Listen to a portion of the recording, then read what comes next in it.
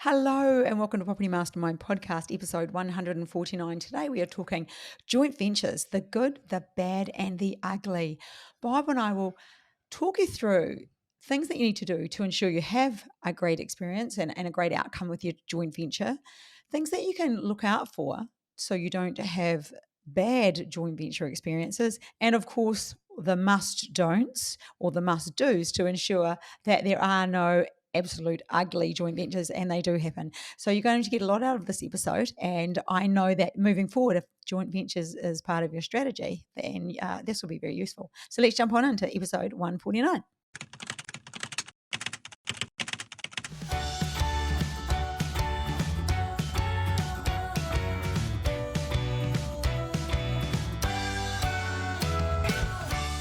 Hello and welcome to Property Mastermind Podcast, episode 149. Hi, Bob. G'day, 149. I know. Okay, we have to talk about my voice. It's a bit weird today. It is a little croaky. It is. I've got a bit of a sore throat and it's been a bit weird.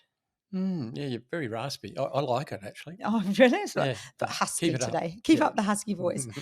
Okay, well, today we are talking joint ventures, and there's a few reasons for this, mostly because many people use them. But we're going to be unpacking, like I said in the intro, the things you need to do to have a good joint venture, Yeah. the things to look out for so you don't have a bad one, and then things that you must tick or do something about so they don't get ugly.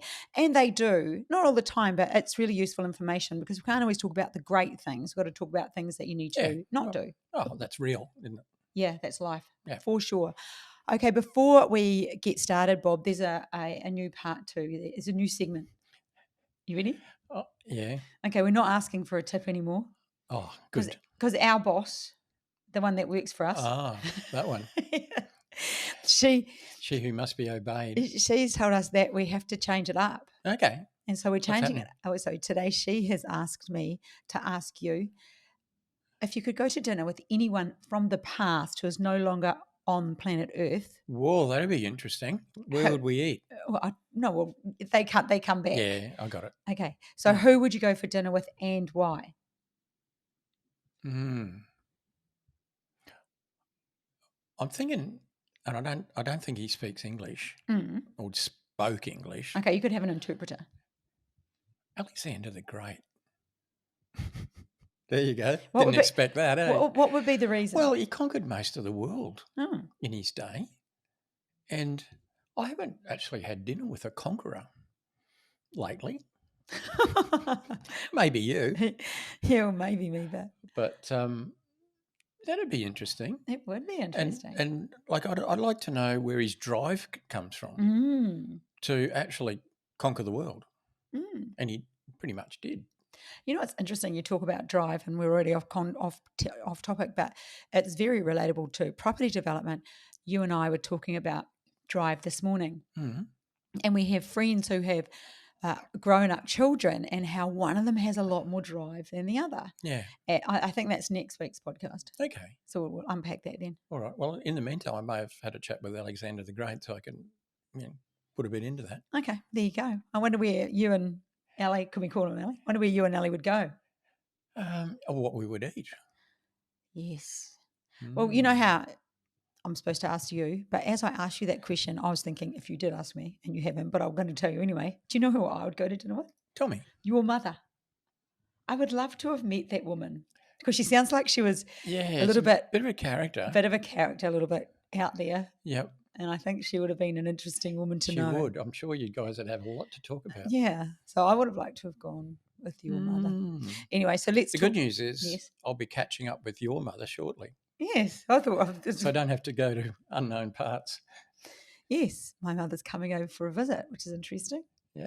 Be fun. Look forward to it. In a couple of weeks, yes. She's a character. I love your mother. Oh, she is a bit of character.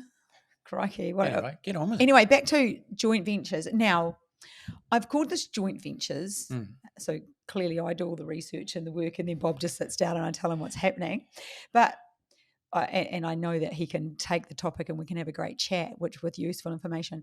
But when we say joint ventures, it's just such an open word, and we use that word because that's what people associate with. Yeah. But we're talking really creative strategies. Yeah. That's what it really is. Yeah, creative. You could even drop finance, creative sort of finance strategies. It's how we, ultimately, it's how we finance a project. Yes. Other than just the normal thing where we go to a financier and they lend us money. Because with a lot of people, particularly when they're starting out, they don't have enough capital.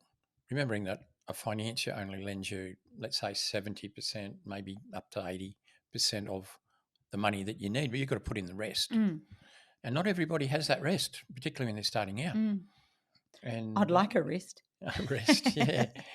And that's where these creative strategies can come in, of how that initial amount of money that we'll call equity, where it can come from if you don't have it. And the interesting thing is, we often, it's a massive part of our world, ourselves and people in the mentoring program and just people that go through our program. So understanding those, it's very easy to throw a term around, but there's so much more to it. It's like when someone's pregnant, they're going to have a baby, but crikey, when that baby comes, life changes, and it's a whole different ball game. So there is so much to creative strategies. But I thought I would kick off with joint venture with a landowner, because that was your first joint venture, wasn't it? Well, close. My first joint venture is what This we was your would. first development altogether. Yeah, Yep. my first development was a vendor finance deal. Of course. Sorry, I got that so wrong. Well, That close though. it's just, yeah, they're not far removed. Do you want to quickly understand how it went? Well, Yeah, you and for I have sure. talked about it in the past, but Yep. I met somebody who had a parcel of land. They got a development permit on it to subdivide into 4 lots, but they decided not to do the subdivision, and they put it up for sale. And I met them when they'd put it up for sale, and I said, in my naivety, remember I haven't done a development at this point, but I wanted to be a developer and I wanted to do a development. I said, oh, I'd love to buy that site off you and do the 4 lot subdivision. And as it turned out, they were quite sophisticated and said, well, look, if you really want to do it, I can help you do it. I said, but I don't have enough money to buy it. And so they showed me how to do what typically is a vendor finance deal. So they even took me to their bank. I remember it was the NAB, and helped me get the finance. So what they did is they allowed the land that they owned to go in as the equity, and I borrowed the rest of the money. I then settled on it, so I bought it off them, but I only gave them half the money, half the purchase price, and that's what made the difference. And so the bank lent me at the time 80% of what I needed, but paying them for half the land only took out about 50%. So I had extra cash, which I used to do the development works on the subdivision. So I did that. I sold the 4 lots. The first settlements to happen paid the NAB back, and then some more money came in from the sales, and that paid them the other half of the land that I owed them, plus an interest component. And then what was left at the end was my profit. So close to a joint venture with a landowner, except they don't share in the profit. So what would have been you his... actually settle on the land and buy it. That's the sort of a key there difference. Is a land transfer, so there would have been stamp duty versus there isn't a stamp duty and joint venture with a landowner. What would have been his benefit, Bob, in doing it that way? Well, I often wondered. And just a nice guy. Well, yeah, as I got to know him better, he was quite sophisticated in property. Right. He's what I became maybe 10 years later. Right. And I think we had quite a few conversations before the deal was consummated. And I think he really liked me. And I think I reminded him of himself a bit earlier. Look, had he waited a bit longer, he probably would have found somebody to pay the same amount of money I paid, but where he get it all up front. Did he need that money? Did he have something else on the go? Okay, yeah, I don't think he did. No, he just a good guy. He had a lot of stuff on the go, and I think he was quite well off. And I think he did it because it was sort of fun for him to turn it into a deal. It helped me. He got to know me better. He liked me. A lot of it was just goodness on his part. Are there still those people out there? Well, you can do vendor finance deals. Are there still those good people out there? Yeah, apart from you and I. Apart from you, look, I'm sure there are. And occasionally you meet them. Yeah. But yeah, he didn't have to do that, but he did, and it kicked me off, Mm. gave me a kickstart. Do you know what that sort of, and I've never thought of this, Mm. this is why I love this podcasting, because sometimes we just have a conversation that goes somewhere and then I have an idea and then you have to correct me because it's probably wrong. But anyway, people wanting to get into property development that don't have money, I wonder if they could, they like door knocking and they like letter dropping. And once they make that connection with a person, could they ask for that opportunity I think you've been mentioning what we often call a joint venture with a with a landowner? landowner. Yeah. I think that's sort of more in alignment. Yeah. It's actually easier to talk another party, namely the landowner, Yeah. into doing that sort of creative strategy than it is with the vendor finance one. Okay, we're going to unpack the joint venture with the landowner, but before we do, I need to give away the book. Yes. Yes. Property Millionaires Exposed this week goes to Leo Volmerhaus. I hope I said that right, Leo. Anyway, this one will be in the post to you, and you can learn all about the different types of property strategies, I suppose, not creative strategies, but property, whether you rent and build and do whatever you do. Yeah, renos, it's all It's all sorts in of there. stuff in there. It's all about straight to 121 if you want to be a developer. Yep. And for those who have always thought about being a property developer or doing something, be absolutely anything, writing a book, doing a podcast, doing a development, finding a relationship, changing jobs, you better be changing career. confident if you're going to do any of those. That's my book, 3 Wines In. If you'd like a copy of that, you can. There'll be a link below for that. We don't give that one away. You got to buy this one because it took me 4.5 years to write. Bob's is just a chapter. I'm not devaluing your book though. No, it's great. No, it is great. You have written another book. If you absorb that, yes, you'll go everywhere. Yeah, wherever you want to go. Because it's always about taking action. So even though we're talking today about creative strategies, we can fill our head with all the knowledge in the world, but unless we take action and move forward on it, we are going to stay either where we are or we become part of somebody else's dream and make their life come true and let them have everything they want. Yeah. But you don't. You become the passenger in the car. So my book's about teaching you how to become the driver.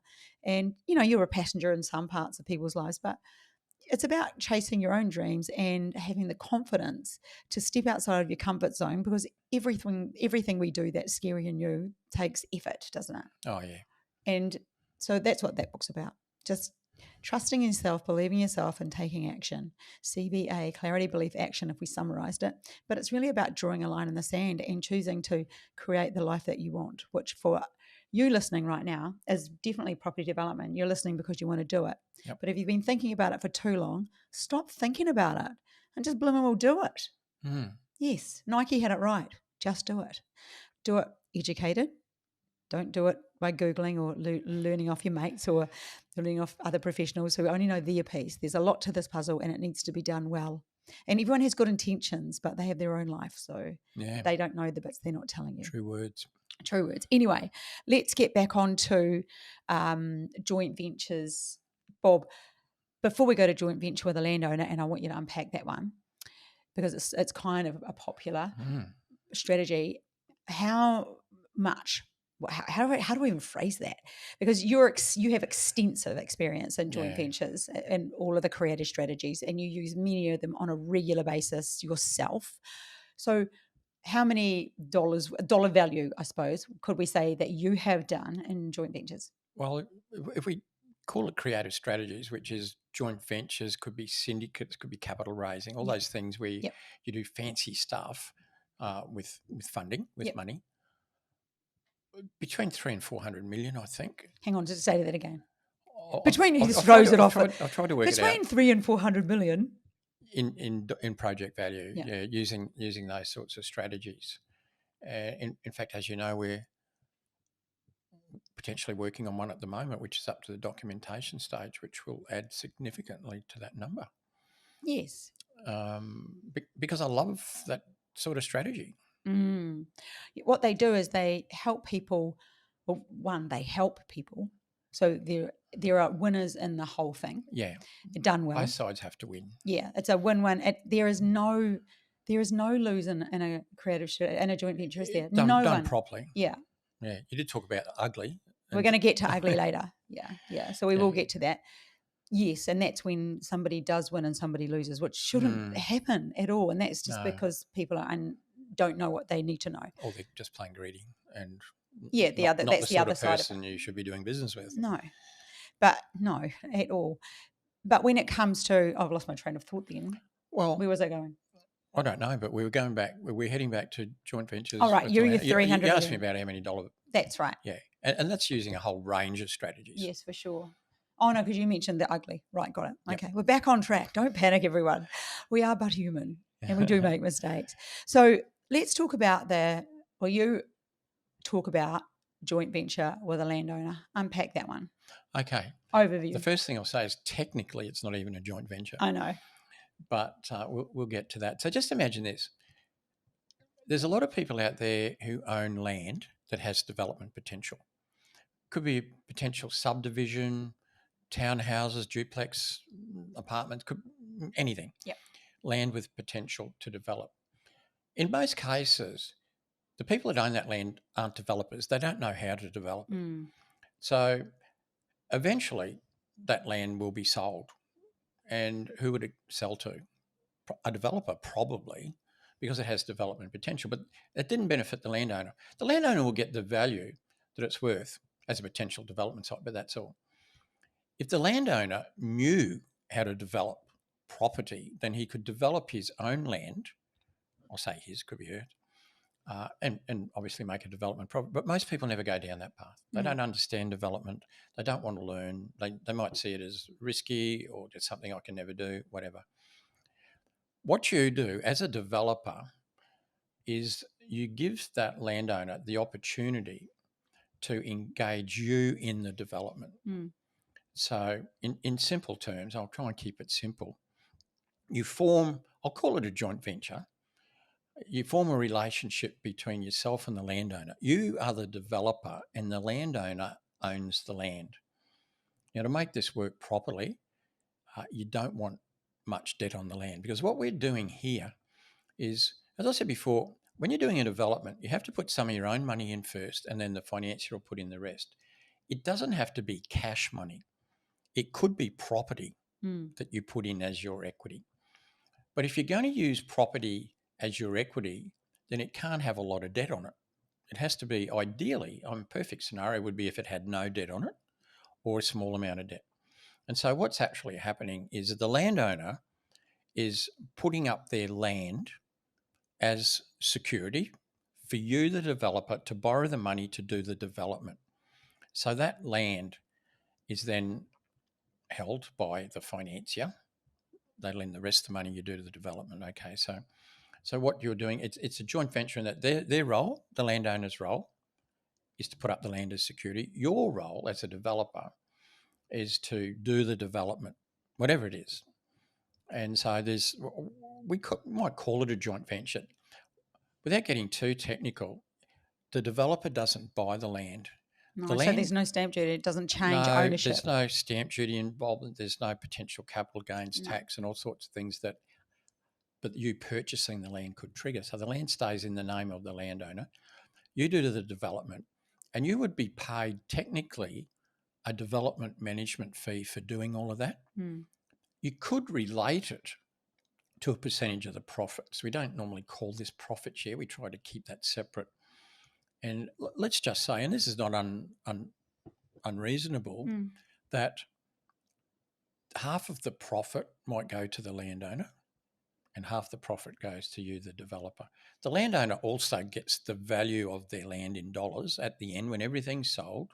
So it goes in, so the land goes in as security, the money's borrowed, you get all the normal process, get a development permit, building permit, things get built, things get sold. And when things get sold, money comes in, financiers paid out first. Then the landowner gets the pre-agreed value of their land second. And then what's left is profit, and that can be distributed between the landowner and the developer. So what's the benefit of that? Well, the landowner, by staying in the deal, being part of it, they don't just get the value of their land, they get a chunk of the profits. Let's just say it was 50%. So they get all that. What do you, the developer, get? Well, you've done all the smart work and the hard work. but you might get, let's say, 50% of the profit. But remember, you haven't had to put any money into the deal. Mm. So no money down, but quite a big chunk of profit. So both parties are big winners. Mm. There's a bit of complexity in how it's structured, Mm. too complex like to spell out totally on a podcast, but Yeah. that's in principle how it Mm. works. Bob, just as you were saying that, we've got current mentoring students.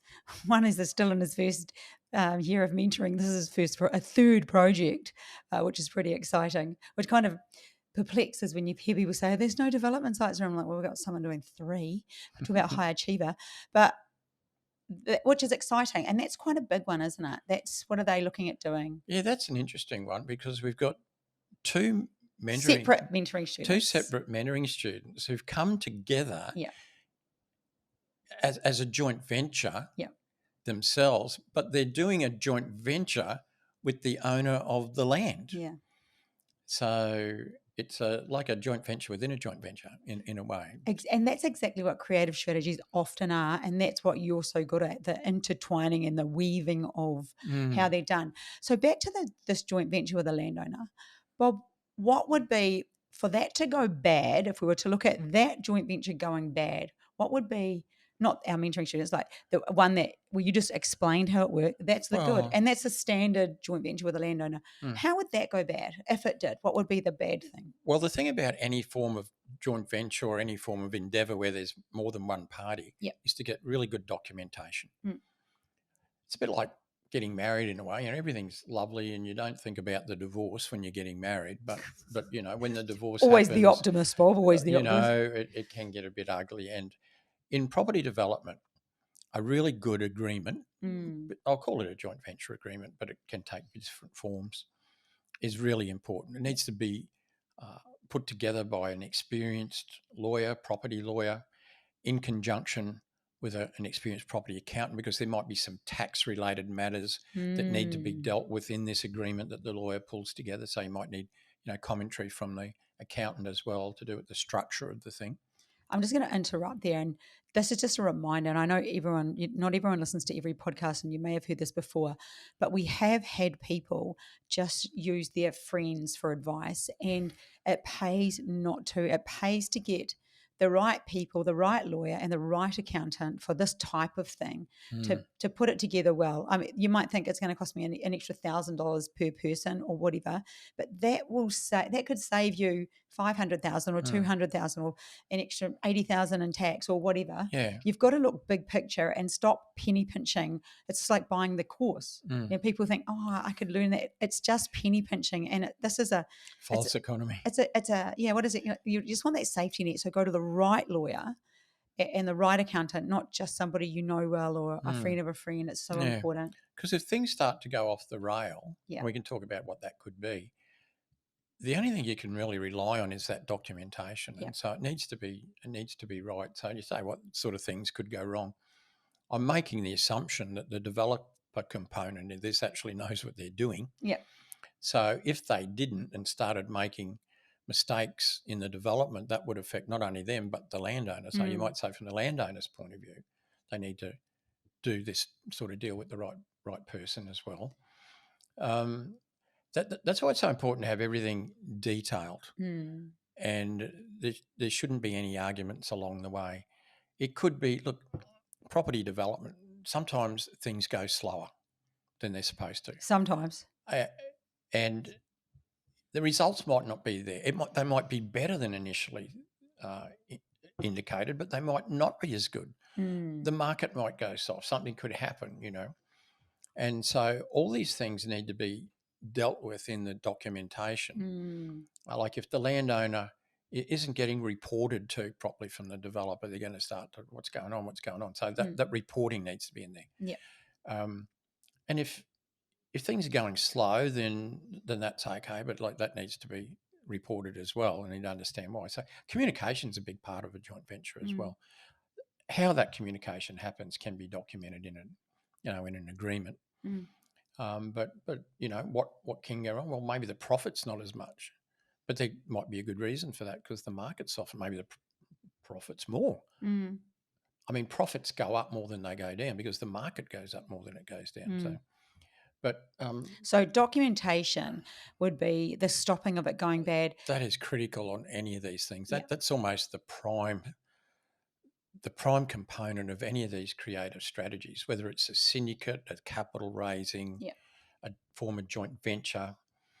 You know, it's the documentation. So it doesn't even matter what type, it is the documentation that matters most.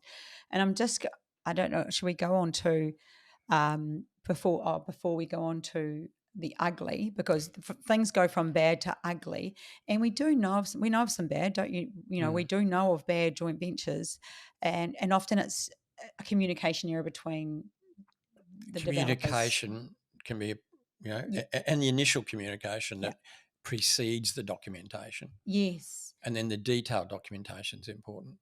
yeah. And taking advice. Some people, oh, well, we'll get to what can go wrong. Yeah, we'll get on to the ugly. Before we do, it's a great opportunity for me to tell people about our joint venture workshop, which is Yes. probably why we're going to be talking a bit about joint ventures, because they are a blooming great way for people to move forward, eh, Mm. Bob? They My really first two are. projects were creative strategies. Yeah. Gave me a big kickstart. The same with lots of people. My first Australian development, well, Yeah. actually all of them, have all been a creative strategy in some way, and best things ever. Yeah. And you've done joint ventures back in New Zealand in the day. Yeah. Plenty of those. And a Even with truckload of family members sometimes. kids and a truckload of capital raising. So Oh, yeah. raising is probably really my expertise over everything, the communication and the follow up and how that works. Mm. But I want Tell me to, about this yeah, joint the joint venture venture workshop, is it? workshop that we're having. It's in July on the 27th and 28th in Sydney. And so it's a 2 day where actually all the details are finalised and information is absolutely finalised this morning, as in who pays what and etc. So if you've purchased products from us before, there are discounted rates depending on whether you've been, whether you've purchased from us. So if you have or haven't, we also have an early bird rate. So there'll be a link below, which will be for the EOI, expression of interest. We are capping the number, and we do believe that it will sell out. So you won't want to muck around, because it's going to be a fantastic event. We've just had a small chat about um, joint venture with a landowner, but Bob's going to open up about all of them and really get you to understand what's possible for you, because you probably didn't even think of how the vendor finance thing worked. And that's just a little snippet of Yeah. conversation here may have opened you up to something else. So it's really worth coming along to that, isn't it, Bob? Well, it will be, because it's unlike anything I've seen out there. Yeah. I've seen a couple of attempts at these sorts of things, but nobody has done 3 or $400 million worth of No. these things and is doing them on a daily basis. So Yeah. we're involved in about 4 at the moment, different types of creative strategies and structures and joint ventures, and we put them together. You're raising capital daily. Yeah. To be able to hook into that experience, it'll just Yeah. take you to another level. Yeah, it definitely will. So there is a link below. If you're interested, get on that, and then you'll receive all the information. And it will be a fun 2 days in Sydney. Sure will be. It will be. And we've got a couple of guest speakers who are just two. A couple of our key Yeah, contacts. key. And they will explain stuff that you will be really pleased to hear about. Anyway, Bob, back to the ugly. So Want we've to talk talked about about, the ugly? yeah. So great joint ventures are fabulous. Yeah, They can go bad if take that. many forms. Yeah. We only talked about one there, but And many vendor finance, I types. think we did two. Yeah, vendor Yeah.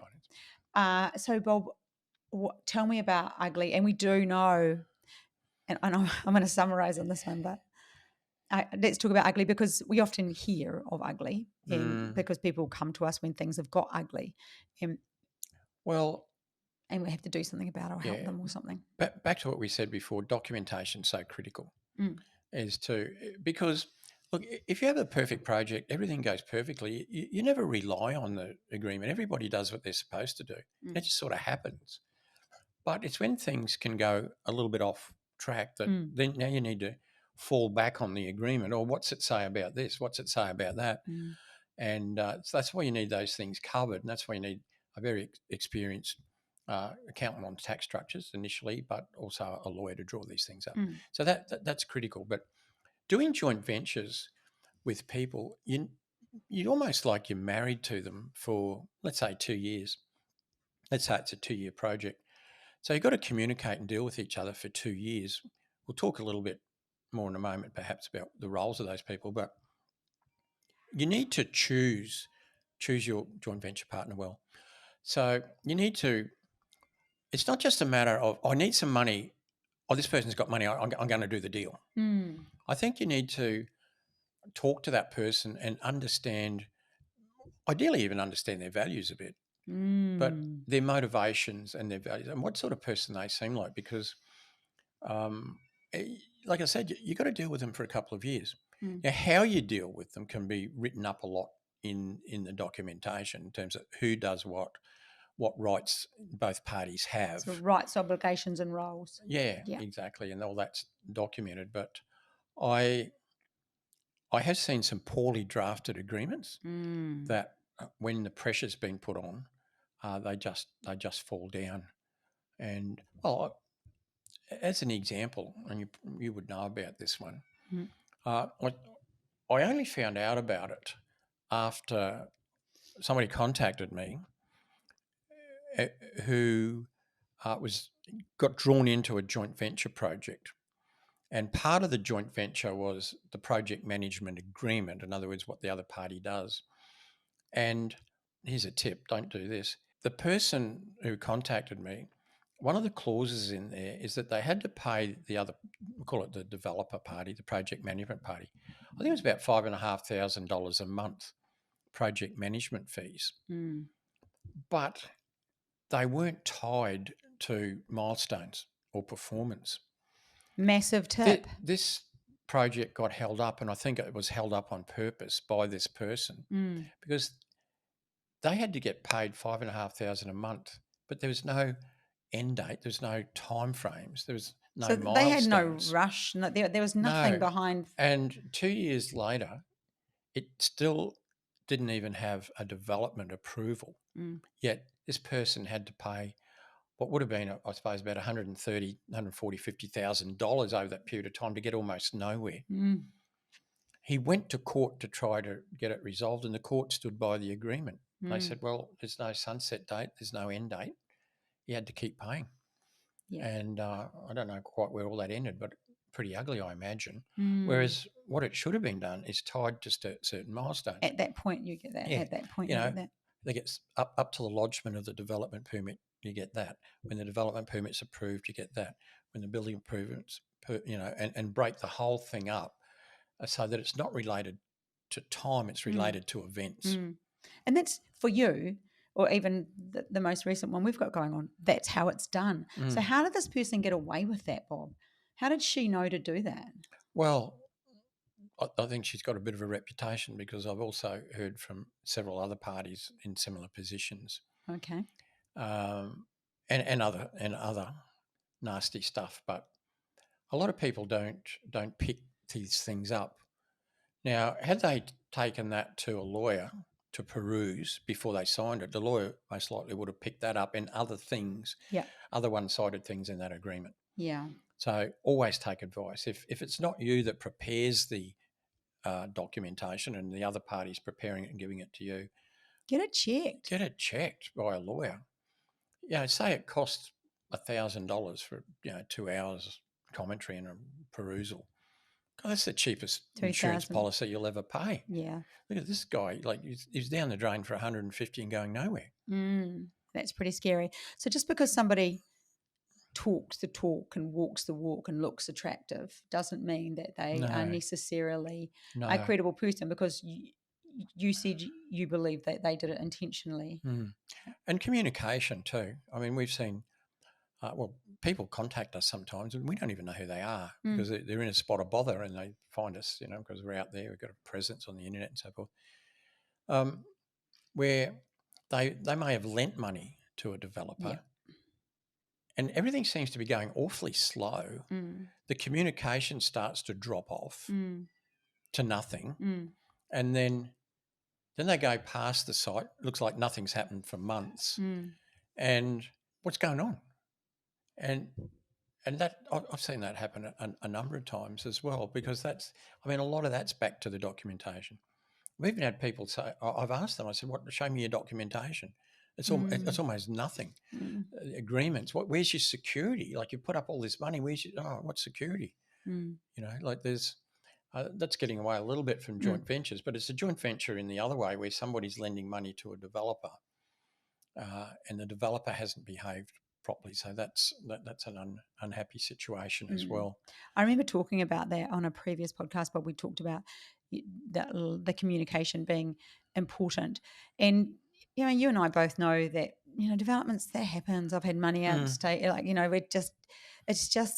it is the nature of the beast sometimes, but we still, at the end, we all win, as long as we all know that what's happening. And, Yeah, and communication so important. yeah, Even if the project it's going through a bit of a hard thing. If it's for some reason you're held up in council, when you getting dragged around by them, or for whatever reason, or the construction periods have been extended. Communication's everything yeah, in a joint venture. There has to be that communication between both parties.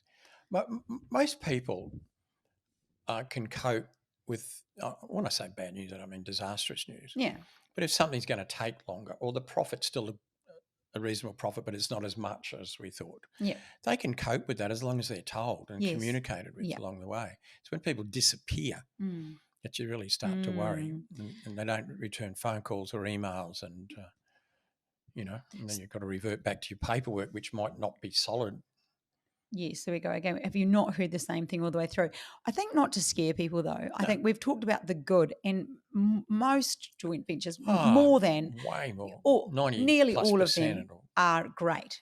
Mm. And when it comes to the bad, the There's a reason that's for it. usually when it's usually the partners, not necessarily the Mm, joint venture between the landowner and the people. If you're doing mm. that scenario, and then the ugly is really when the person's not a good person, and Mm. that's real. That's That's kind not of, just in property development, it's yeah, anything. yes, exactly. That's everywhere. It's buying a car off somebody that, Yeah, knows their car's dodgy and they sell it yeah, anyway. yeah. Yes, yeah. So I think the ugly is the person versus the bad is the documentation, and mostly they're great, and they're a great way for Oh, people to well, yeah. I kick mean, off. yeah, we're personally involved in probably four at the moment. Yeah, you Our, see? our, Yeah. our students are, Yeah. and they're all going, you know, they're going well. Mm. Some are taking a bit longer, Mm. but I keep saying, just keep the communication going. Yeah, and it's great when we hear mentoring students that they're good to go. They've got their money partner next door or ready to go, and then they're just looking. So sometimes it's chicken and egg scenario. They're Mm. looking. They've got the land, they need the money. Sometimes they've got the money, they need the land. So it goes both ways. The chicken, which comes first, the chicken or the egg? But Bob, I think we've sort of spoken about. Well, we only talked about a couple of creative You strategies. mean I could go for at least 2 days on this? Here we are going for Oh, 2 days. So wait a minute. here we We are. are. Yeah. So I thought today, finishing the podcast, I would let you in on a wee bonus. Okay. I'm going to, if you missed our masterclass and you would like a copy of that, just reach out to us below. There'll be a link below. You can say, I want to see the masterclass. It was a 4-hour one. It's where Bob talks through the process of property development, if that's something you're interested in. And also quite a good section, an introduction to different creative strategies. There is in there. That's why I thought we could give that Yeah. away. Oh, good idea. And yeah, so just click the link and hit reply actually, and let me know, and I'll send you out a link to watch that. It goes for about 3.5 hours, but does cover creative strategies Mm. quite well. Saying though, bit of an overview. We've talked a little bit more about just one or two here, but it's just such an interesting topic. So It is, because it can launch so many people into mm, property development mm, that might not realise. They might think, you've got to save up all this money to start. No, you don't at all. no, You can start today. And there's a range of creative strategies that you yep, can learn, mm, and some suit different circumstances. That's mm, why it's great. And you know, there's lots of people doing it, so it yep. works. I've been doing it for 40 years. All right. Well, I think that's the end of this week's podcast, Bob 149, Yep. which means next week is episode A biggie. 150. And I think we're changing the name of the podcast next week. Oh, wow. We're changing it because when we started it, it was called Property Mastermind Podcast with Hilary Sexton. Mm-hmm. And it was just me for about the first 5 or 8 Yeah. or something. And then I said, no, let's do it together.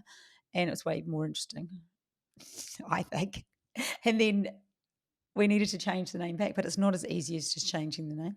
So Georgia chose episode 150. So I think we've got might even have a new cover, not just my mug on the front, Okay. be both mugs. Oh, well, thanks for letting me know about it. Yeah, you always find out I'm, somewhere. I'm number 3 in the pecking order around here, so I don't Oh, get to hear everything. oh, you don't need to know. It's a No. need to know basis. Yeah. But anyway, we look forward to catching up with you next week. Hope you got something interesting out of that one today. Yeah. It's always Fun. good to talk about. It is always good to talk about. Catch you next week. Bye. Bye.